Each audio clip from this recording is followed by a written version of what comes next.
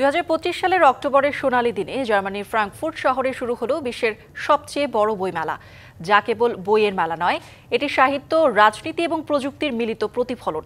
মেলার মূল মঞ্চে প্রতিবারই প্রতিধ্বনিত হয় মানবিক মূল্যবোধ, গণতন্ত্র ও মত প্রকাশের স্বাধীনতা।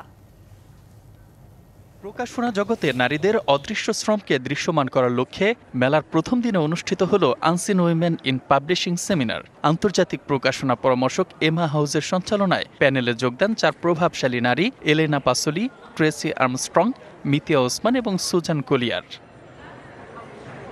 তারা বলেন, নারীদের সৃজনশীলতা ব্যবহৃত হলেও তাদের পরিচিতি প্রায়শই আড়ালে থাকে, বিশেষত শিশুতোষ সাহিত্য, কপিরাইট ব্যবস্থাপনা ও সম্পাদনার ক্ষেত্রে। বাংলাদেশের প্যাভিলিয়নে উদাসীনতার বিষয়টি আলোচনায় উঠে আসে। দূতাবাসের কোনো প্রতিনিধি বক্তব্য দেননি এবং বাংলাদেশ নামও উল্লেখিত ছিল না। প্যানেল সুপারিশ করেছে নারীদের কাজের স্বচ্ছ নথিভুক্তি নিশ্চিত করা, নেতৃত্বে নারীর অংশগ্রহণ বৃদ্ধি করা এবং আন্তর্জাতিক সহযোগিতার মাধ্যমে নারীকেন্দ্রিক প্রকাশনা উদ্যোগকে সংযুক্ত করা। এর আগে 17 October Robert B Lancia, Christopher Blackburn ও প্রিয়জিৎ দেব সরকার এই 3 লেখকের সমন্বয়ে বাংলাদেশ অন দ্য ব্রিঙ্ক বইটির মোড়ক উন্মোচন হয়। বইটিতে বাংলাদেশের গণতন্ত্রের বর্তমান ও ভবিষ্যৎ নিয়ে গুরুত্বপূর্ণ বিষয়ে বর্ণনা তুলে ধরা হয়েছে। 25 বছরের ওয়ারেন্টিযুক্ত দীর্ঘস্থায়ী দরজা প্রোটেক্টর, আধুনিক ও মজবুত দরজা। অতিথি দেশ ফিলিপাইন থেকে সেনেটর লরেন লেগার্ডা উদ্বোধনী বক্তব্য দেন।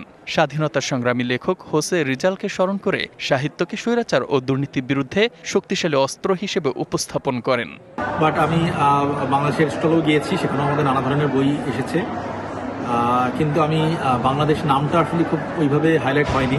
আমাদের এই উদ্যোগটি নেওয়ার পিছনে একটি মহৎ উদ্দেশ্য আছে। ইউরোপ তথা জার্মানির প্রত্যেকটি ফ্যামিলিতে যারা সেকেন্ড জেনারেশন হিসেবে গড়ে উঠছে তাদের কাছে বাংলাদেশি সংস্কৃতি, বাংলাদেশি সাহিত্য এবং বাংলাদেশি যে বুকসের সমাহার তাদের কাছে পৌঁছে দেওয়া। ফ্রাঙ্কফুর্টে এসেছি বিশেষভাবে এই বইমেলা উপভোগ করার জন্য, বইমেলা অংশগ্রহণ করার জন্য। কয়েক বছর যাবত যে বাংলাদেশের স্টল হয় সেটাতে আমার আগমন।